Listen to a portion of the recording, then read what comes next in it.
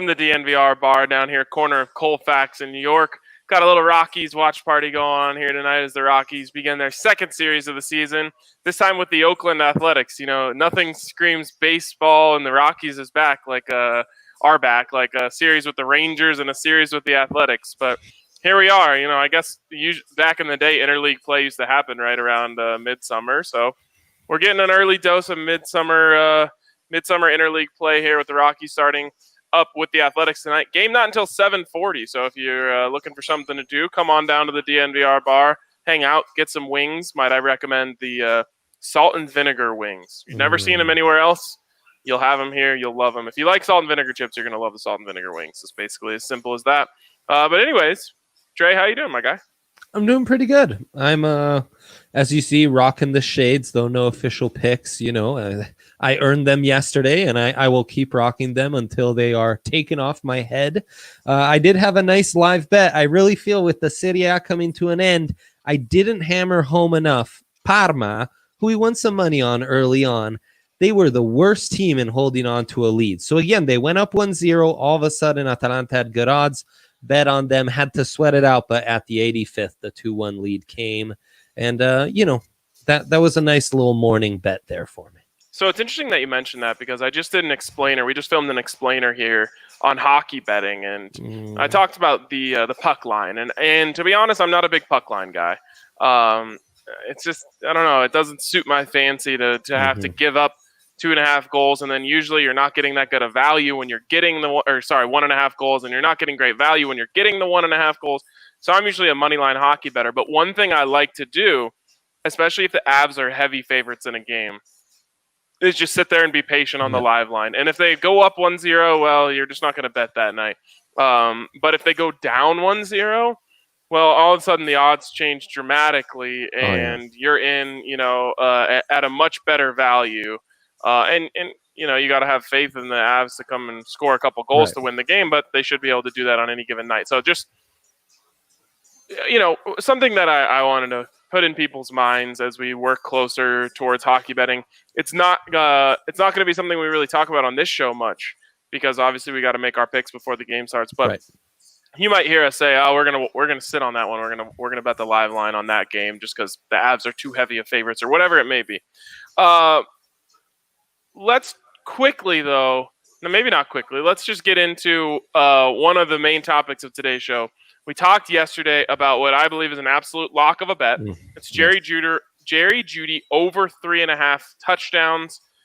It's so juicy. You know, we had the Holy Trinity at the beginning, and I might have to bring that back for some new bets here, because we're gonna have to come up with something. The Incredible Quartet or something like that, because we got to add that one. And I got another one, Dre. This one's even better juice that I really love. We're going Jerry Jeudy total receptions over under 55.5. And again, Dre, I look at this and it's -110, your standard juice on the line, and I absolutely freaking love it. Kind of wild. Yeah.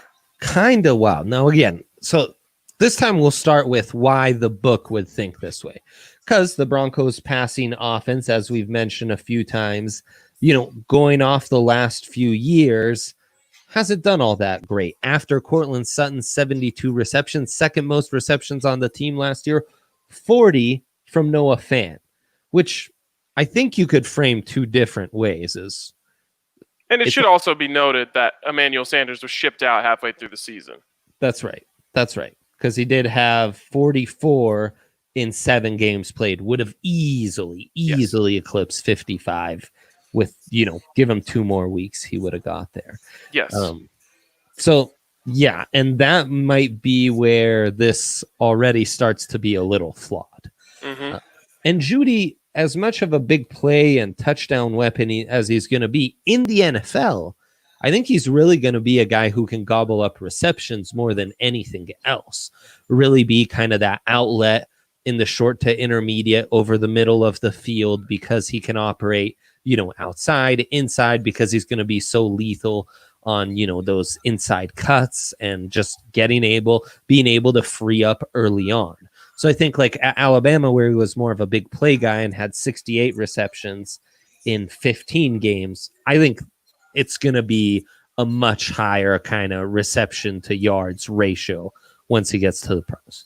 Yeah, Dre, we've been really confident on some of the bets we've made. I think it was Drew Lock over 32.50. We said rack that up. It was Drew Lock over 22.5 touchdowns. We said rack that up. There are plenty here in our list that we just said hammer this. This one, we talked about touchdowns yesterday, and I don't necessarily know why we chose touchdowns. Maybe it's just because that number was so low at 3.5 that it just grabbed your attention. Yeah. As I look at this over 55.5, I think percentage-wise, this one might get covered by the highest percent.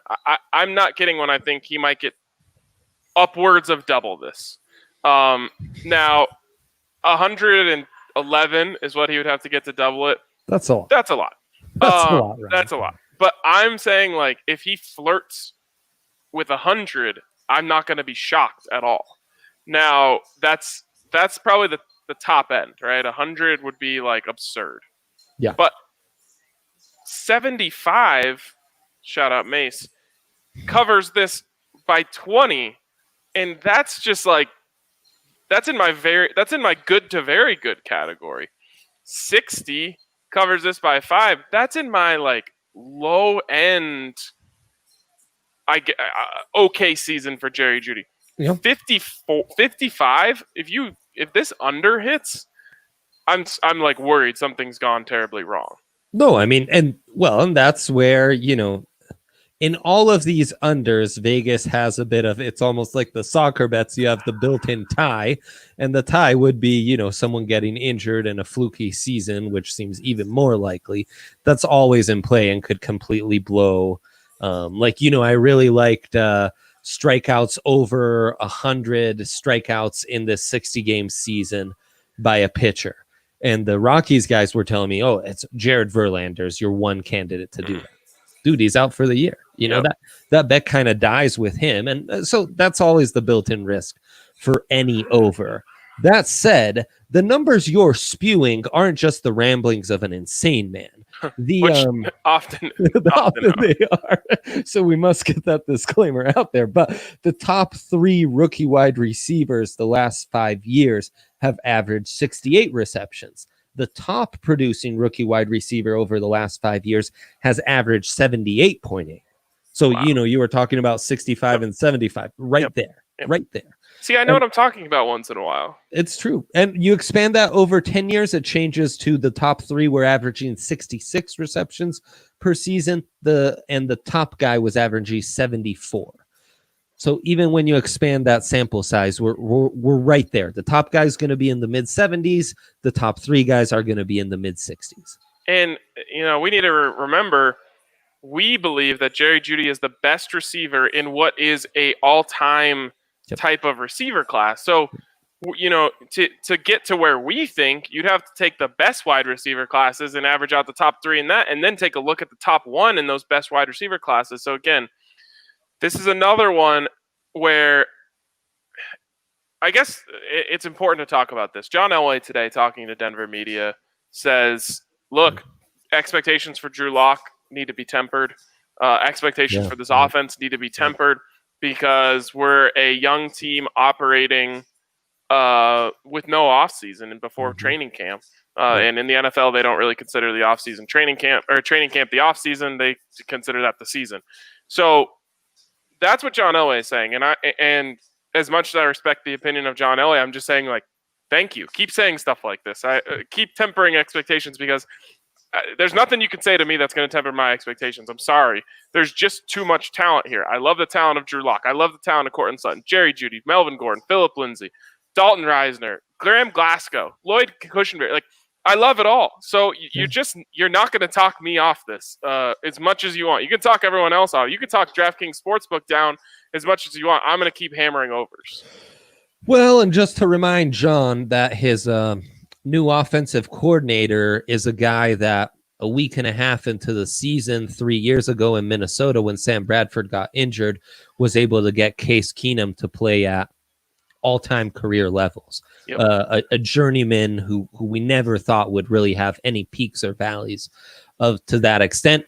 And a guy who got Daniel Jones ready almost instantly with all the turmoil that was going on in New York and Eli Manning, and not exactly just, oh, you got all the snaps and we're going to develop you and it's going to be easy breezy. Some adverse circumstances the last couple of years. So if there's a man for the job, it's Pat Shurmur to get this aerial attack in Denver to work. But I want to go back to something you were saying. Historic wide receiver class. Really, I think the last class that compares to this level is 2014, where we had 3 rookie wide receivers eclipse 1,000 yards receiving. The top guys: Odell Beckham Jr., 91 receptions. Jarvis Landry, 84 receptions. Kelvin Benjamin, 73 receptions. Mike Evans, 68. Jordan Matthews, 67. Sammy Watkins, 65. You have to get down to the 7th best rookie receiver of that pretty historic class in Brandon Cooks, who just barely missed the 55.5 with 53 receptions. So we're kind of playing with house money here. Yeah, I mean, geez, you're just the more I learn about this, the more we've done this twice now, where the second line we talked about actually ended up being my favorite one.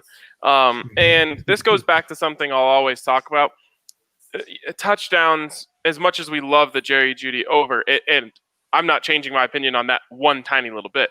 Touchdowns are just more volatile. It's any fantasy football player knows that. Exactly. You cannot bet on who. You can't guarantee where the ball is going once you get into the red zone. So it's about what the defense is going to give you. What you can count on, though, in my opinion, is game planning. And Pat Shurmur is going to game plan the ball into Jerry Jeudy's hands. I mean, help me out here with. I'll do some quick math. 55 divided by 16. Your boy Jerry Jeudy needs 3.4 catches per game to eclipse this. If any game where he has less than 4 catches should be considered a colossal failure on the part of the coaching staff. So to me, and I believe in Pat Shurmur to not be a colossal failure. So to me, they're scheming 5 at the bare minimum, 5 to 10 touches every game has to be at the forefront of their mind for Jerry Jeudy. And that's before you talk about, just Drew Lock saying it's third down, I'm getting the ball to the guy who gets open in, a split second. Right. He should be averaging 3 catches on third down per game. Yeah, truly. I mean, truly. If things work as planned, that's exactly right.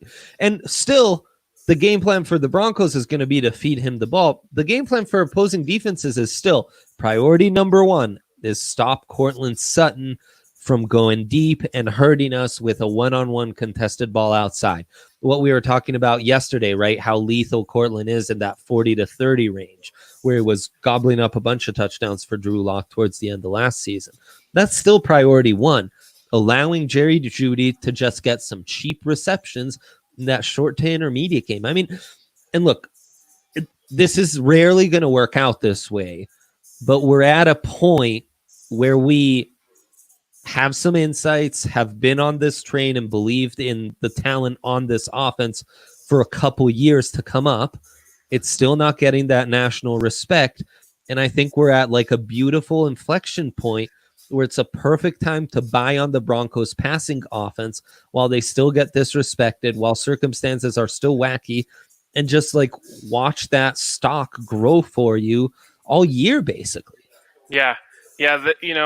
So much of what we believe in here comes back to Drew Lock. I mean, any conversation comes to Drew Lock. And for me, I'm as big of a Drew Lock believer as there can be. And if you're there, you can pretty much find any Broncos offensive number and bet the over on it, because the world is telling you they don't know about Drew Lock yet. And I'm telling you, I do. And I'm ready to say that Drew Lock is the future for this team. I'm ready to say that, that this offense is going to take a large step forward with competent quarterback play. You can talk about Garrett Bowles and the left tackle situation for the Denver Broncos and why you might be lower on that. And then I can just point to you to the last 5 games of the season where Garrett Bowles played some of the best ball of his career. Why? Because he had a competent quarterback standing behind him who feels out pressure and gets out at the right times and knows how to, and can work his way around there in the pocket. So for me, a lot of this comes down to Drew Lock, and then you look at the weapons around him, and I just think that this guy's in a perfect situation to succeed. Yes, Garrett Bowles is the one place where you point on this offense and say that's a very large question mark. You do need Juwan James to be healthy, although Juwan James has historically been healthy every other year, so we're in the other year. This is when he should be healthy.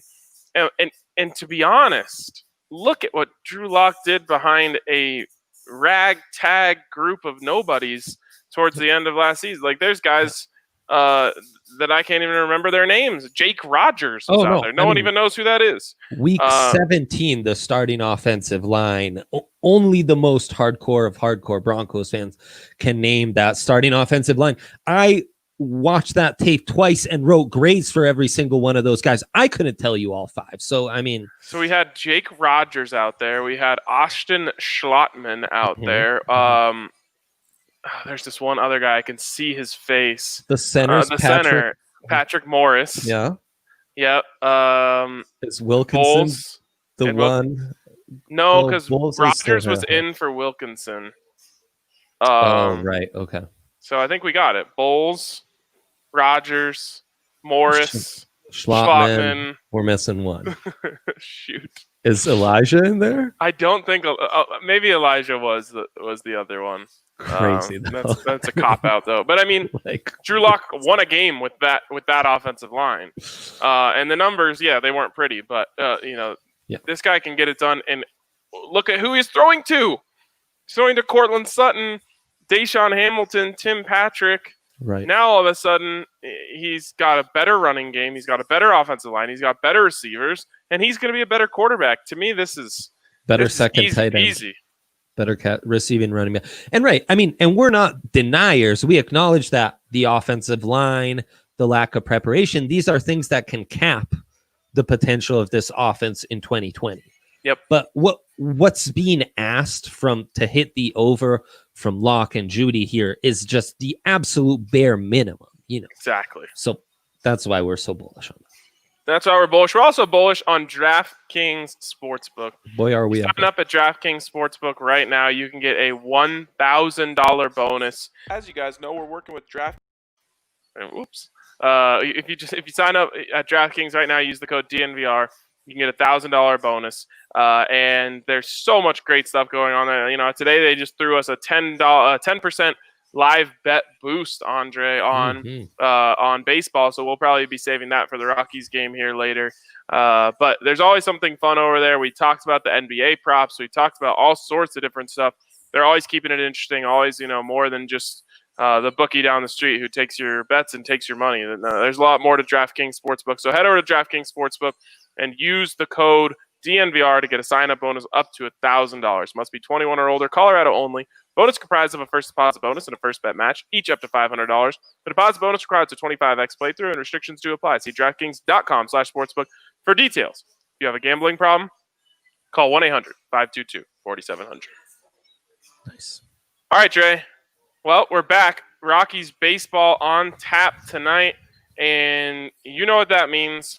We got to give away our lock of the game for our listeners here. They want to bet on the Rockies. You got to give them something.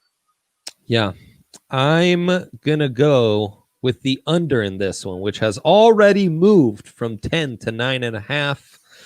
You can get it at -114. Now it's not some stellar pitching matchup here with Senzatella against Daniel Mengden, but I think these offenses are still figuring things out enough in the moist air of Oakland to where we're not getting 10 runs here.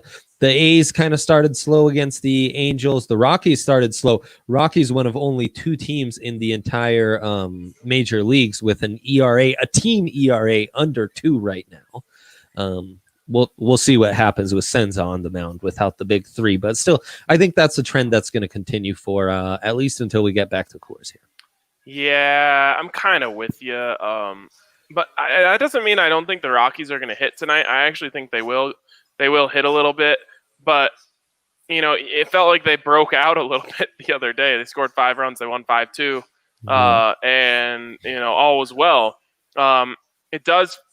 Senza gives me a little bit of pause here, but you look at the numbers for Mangden, he's a good pitcher. I think he was 5-2 last year, and he had a 4-something ERA, but he's not a scrub by any stretch of the mind. Senza, we know what Senza is. He's up and down. So he might throw a gem, he might struggle a little bit, but here's something that we need to keep an eye on, because remember last week we had a buddy of mine saying he was going to blind crush overs. And I noticed something that is hurting overs. Because of the lack of games in this season, managers have a much quicker hook on starters who are struggling. Oh, yeah. So if Senza goes out there today and he just doesn't have his stuff, he might go 2-3 innings before you get pulled, and that is hurting games from doing that quick over where the starting pitcher gives up 8 runs and he can't get anyone out, and you're just raking off of him. A lot of managers are having a quick hook here, and that's why I think is one of the reasons why you're seeing a lot more low-scoring games. Well, and the other thing is then these bullpen arms are obviously much fresher because we're just at the start of the season. The 3-batter minimum can be worked around when you bring a guy in at the end of the inning, then you can pull him, Mm-hmm.